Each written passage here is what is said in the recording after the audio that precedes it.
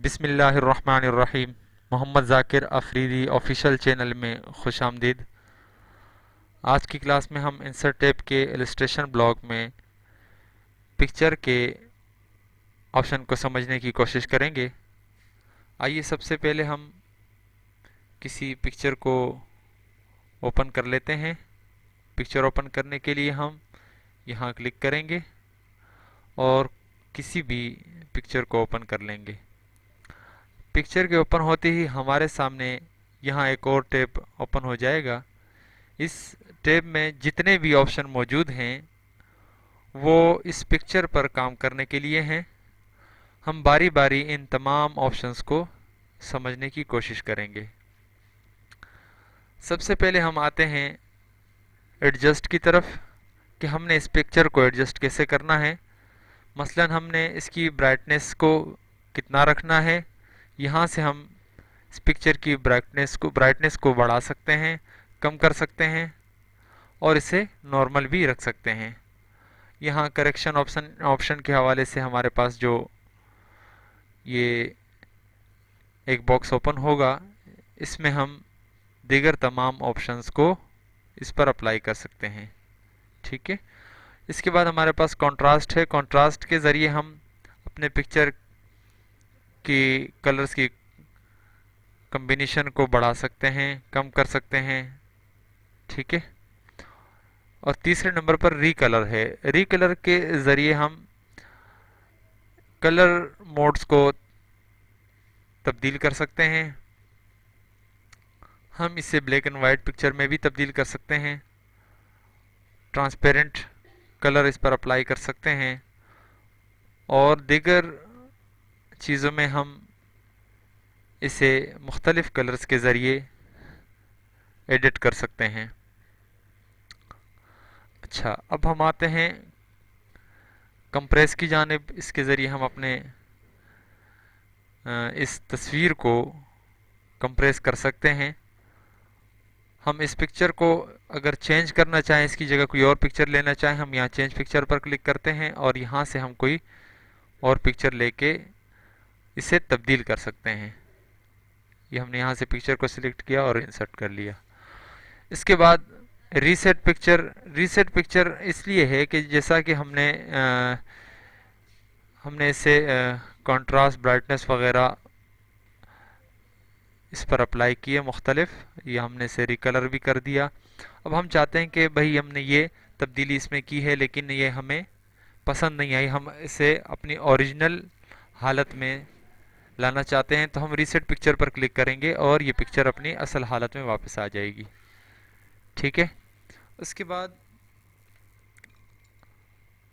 बाद हम क्या करते हैं कि अगले ऑप्शंस को समझने की कोशिश करते हैं। इसमें हमारे पास पिक्चर स्टाइल्स के नाम से एक ब्लॉक है। इस ब्लॉक के ज़रिए हम ये तमाम जो चीज़ें आपको नज़र आ रही हैं, यहाँ पर मुख्तलिफ़ किस्म के फ्रेम हैं, हम इस पर अप्लाई कर सकते हैं। इसे समझना इतना मुश्किल नहीं, सिर्फ और सिर्फ एक बार आप जब इसे ओपन करेंगे तो ये तमाम स्टाइल इस पर खुद ही अप्लाई होते रहेंगे। ठीक है।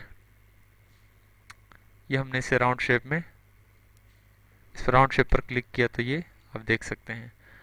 अच्छा, इसके बाद पिक्चर शेप है। हम इस अपने पिक्चर की कोई शेप को चेंज भी कर सकते हैं। हम यहाँ से कोई और शेप लेकर इसे तब्दील कर सकते हैं। मसलन हम इसे चेंज करना चाह रहे हैं इस शेप में। ठीक है।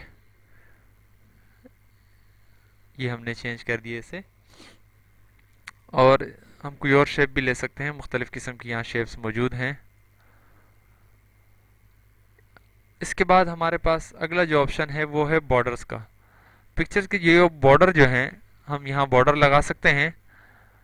हम बॉर्डर का पहले कलर ले लेते हैं कोई भी। हम यहाँ रेड कलर ले लेते हैं ताकि देखने में आसानी हो। उसके बाद यहाँ पर वेट, यानी कि इस बॉर्डर की जो वो मोटाई है, लाइन की जो मोटाई है वो कितनी होनी चाहिए, तो हम यहाँ ले लेते हैं 6 pt ताकि हमें नज़र आए आसानी से। हमने ये, ठीक है, ये ले लिया। अब पिक्चर के बॉर्डर का कलर हम ले लेते हैं रेड। और यहाँ से हम इसे बॉर्डर दे देते हैं।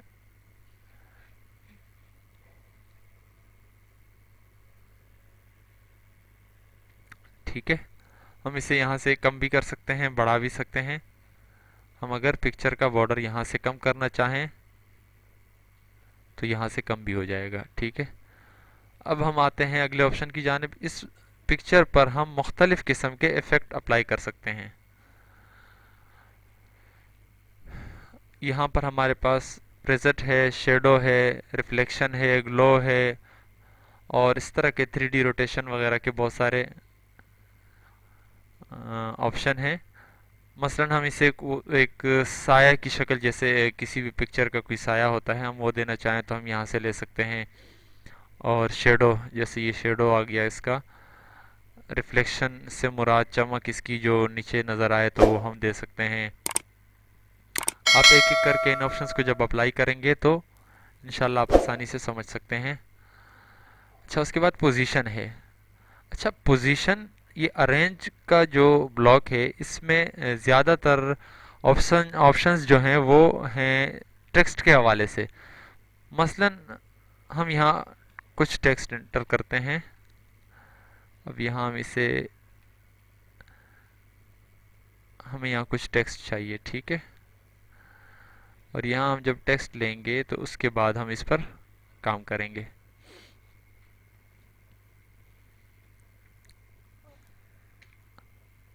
हमने यहाँ कुछ टेक्स्ट लेना है।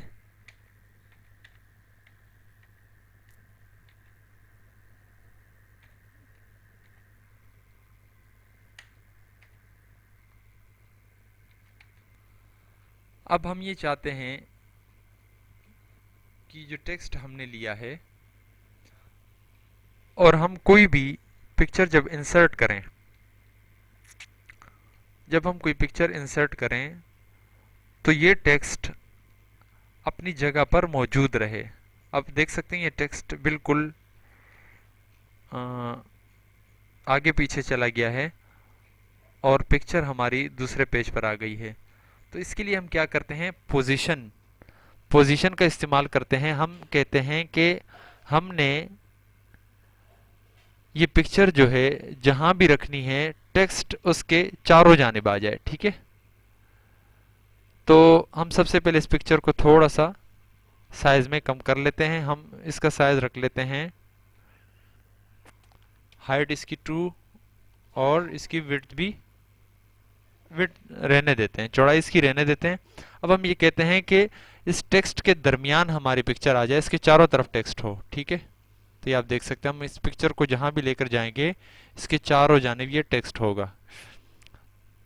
तो यहाँ हम अपने टेक्स्ट की पोजीशन को, जो टेक्स्ट रैपिंग का ऑप्शन है, इसके ज़रिए हम ये कर सकते हैं। हम इसे बॉटम में रख सकते हैं, टॉप पर रख सकते हैं, और राइट और लेफ्ट साइड पर रख सकते हैं। तो टेक्स्ट इसके चारों जानिब आएगा, और लेफ्ट यानी कि दाएं जानिब या बाएं जानिब आएगा। तो ये ऑप्शन इसके लिए है। इसके बाद यहाँ जो ऑप्शन है ब्रिंग टू फ्रंट और सेंड टू बैक, अब ये इसलिए है कि हम ये चाहते हैं कि टेक्स्ट हमारी तस्वीर के ऊपर आए, जैसे बाज़ औक़ात आपने देखा होगा। तो उसके लिए हम क्या करते हैं, उसके लिए हम जब यहाँ क्लिक करते हैं, ठीक है, और इस तस्वीर को मैं थोड़ा बड़ा कर लेता हूँ। अब ये टेक्स्ट आप देख रहे हैं, हम ये चाहते हैं कि ये तस्वीर इस टेक्स्ट के पीछे चली जाए और टेक्स्ट इसके ऊपर लिखा हुआ हमें नज़र आए। तो हम जब इस तस्वीर को यहाँ रखेंगे तो ये सारा टेक्स्ट इसके ऊपर, हम पहले टेक्स्ट का कलर चेंज कर लेते हैं ताकि इस तस्वीर के ऊपर ये कलर आसानी से नज़र आए। तो उसके लिए हम इसको सिलेक्ट करेंगे और इसे कलर देंगे येलो।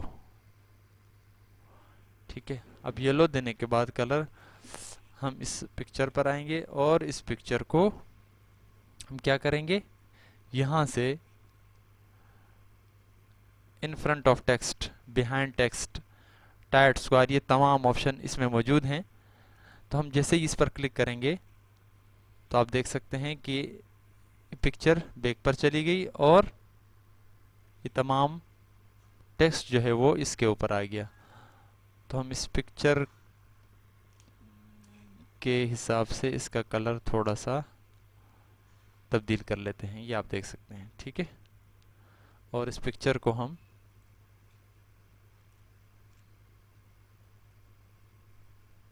थोड़ा लाइट कर लेते हैं, ये आप देख सकते हैं। अच्छा, हम इसे अगर दोबारा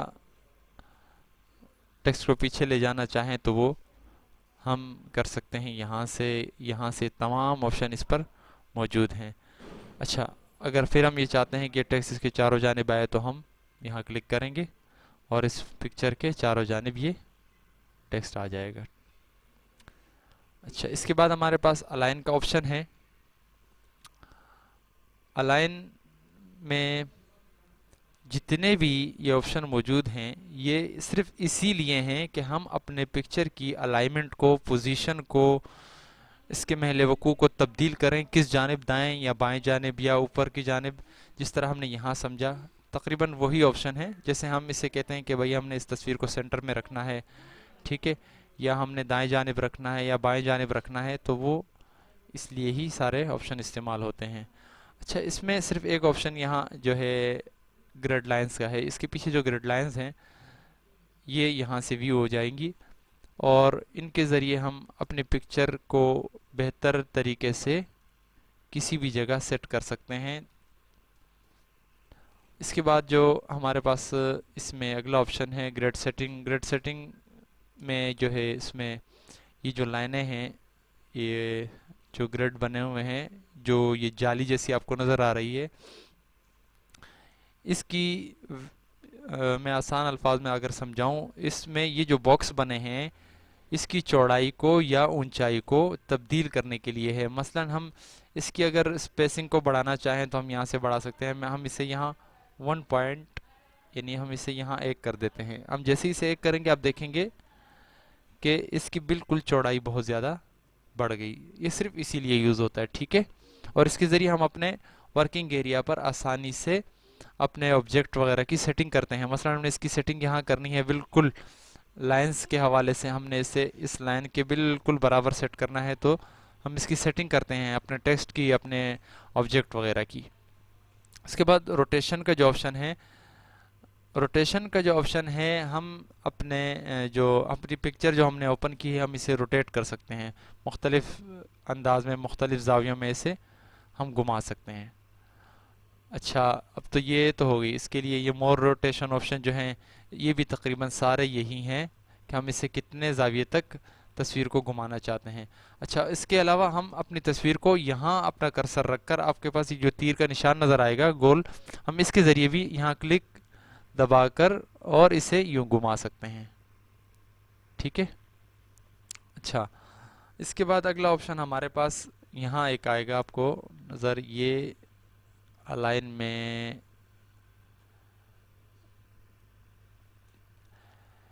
एडिट रैप पॉइंट्स। अच्छा, ये किस लिए है? हम अपने टेक्स्ट को कोई मखसूस डायरेक्शन देना चाहते हैं। हम कोई मखसूस डायरेक्शन देना चाहते हैं और हम ये चाहते हैं कि ये हम जो बाउंड्री दें टेक्स्ट उसके दाएं बाएं हो। तो उसके लिए हम क्या करते हैं, हम इसे यहाँ से जब इस तस्वीर को सिलेक्ट करते हैं और हम यहाँ एडिट वेब पॉइंट पर क्लिक करते हैं तो यहाँ हमें कुछ छोटे छोटे पॉइंट बने हुए नज़र आते हैं। इसके ज़रिए हम जब अपनी पिक्चर को ड्रैग करते हैं तो यहाँ एक बाउंड्री बनना शुरू होती है और उस बाउंड्री के ज़रिए हम अपने टेक्स्ट की डायरेक्शन को तब्दील कर सकते हैं। ये आप देख रहे हैं कि ये टेक्स्ट की डायरेक्शन यहाँ से तब्दील हो गई। हम यहाँ से अगर इसको लेते हैं तो इस तरह यहाँ से भी डायरेक्शन इसकी चेंज हो जाएगी, आप ये देख सकते हैं। यहाँ से हम ले सकते हैं, इस तरफ ले सकते हैं। तो ये सिर्फ इस टेक्स्ट की डायरेक्शन को तब्दील करने के लिए और बाउंड्री लगाने के लिए होता है, ठीक है। अच्छा, अगला ऑप्शन है क्रॉप का।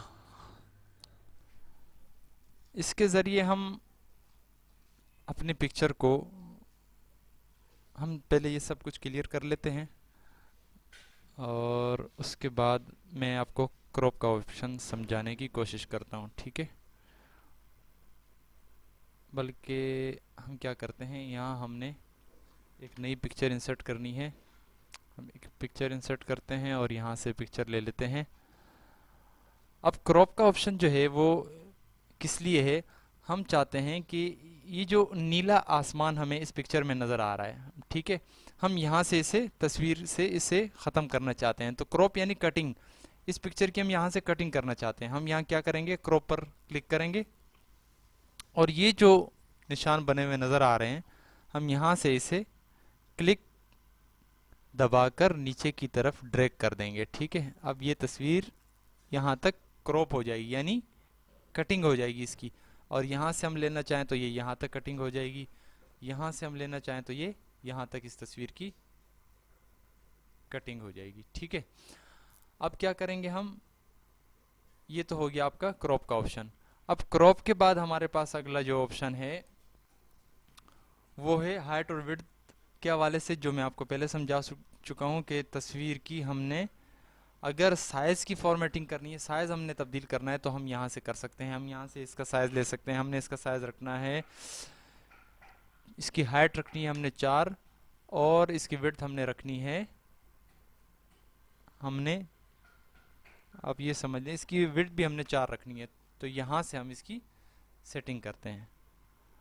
आज तक की क्लास में तकरीबन ऑप्शंस मैंने समझाने की कोशिश की है। शायद कुछ ऑप्शन मैंने मुख्तसर अंदाज में समझाए हों, लेकिन उसकी वजह यह है कि ये वीडियो बहुत ज़्यादा लंबी हो जाती है। अगर मैं एक एक ऑप्शन को तफसीलन समझाने की कोशिश करूं तो बहुत ज़्यादा वक्त दरकार होगा।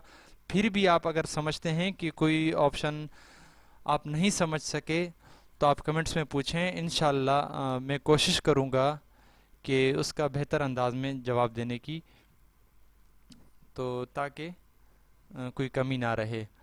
इंशाल्लाह अगली क्लास में हम क्लिप आर्ट और शेप्स वगैरह के ऑप्शन को समझने की कोशिश करेंगे। उस वक्त तक के लिए इजाज़त दीजिए। अल्लाह हाफिज़।